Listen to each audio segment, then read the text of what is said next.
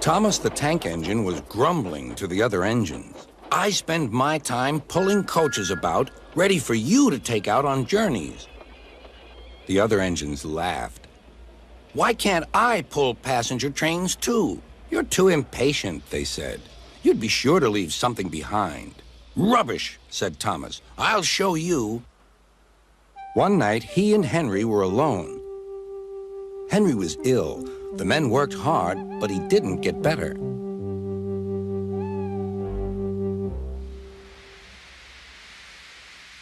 He felt just as bad next morning.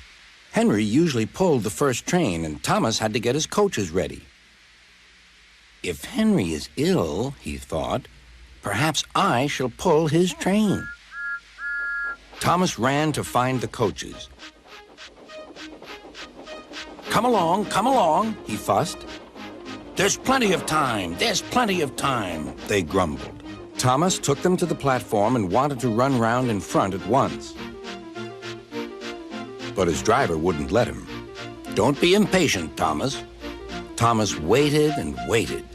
The people got in. The conductor and station master walked up and down. The porter banged the doors, and still Henry didn't come. Thomas got more and more excited.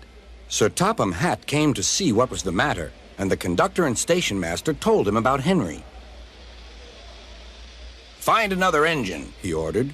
There's only Thomas, they said. You'll have to do it then, Thomas. Be quick now.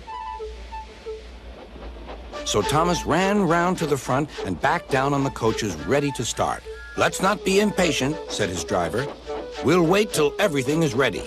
But Thomas was too excited to listen. What happened then, no one knows.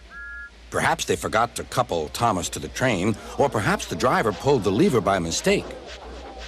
Anyhow, Thomas started without his coaches. As he passed the first signal tower, men waved and shouted, but he didn't stop. They're waving because I'm such a splendid engine, he thought importantly. Henry says it's hard to pull trains, but I think it's easy. Hurry, hurry, hurry, he puffed, pretending to be like Gordon. People have never seen me pulling a train before. It's nice of them to wave. And he whistled, beep, beep, thank you. Then he came to a signal at danger. Bother, he thought. I must stop. And I was going so nicely, too. What a nuisance signals are. He blew an angry beep, beep on his whistle. The signalman ran up. Hello, Thomas, he said. What are you doing here? I'm pulling a train, said Thomas. Can't you see? Where are your coaches, then? Thomas looked back. Why, bless me, he said, if we haven't left them behind. Yes, said the signalman. You'd better go back quickly and fetch them.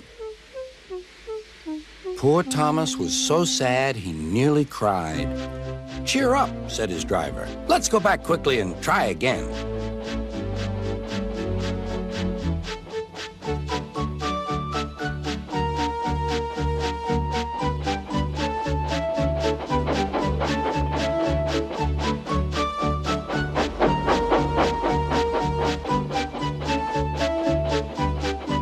At the station, all the passengers were talking at once.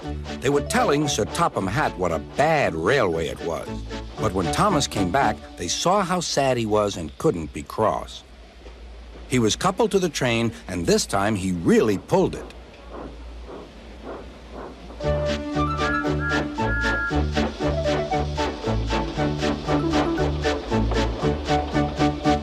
Afterwards, the other engines laughed at Thomas and said, Look, there's Thomas, who wanted to pull a train, but forgot about the coaches.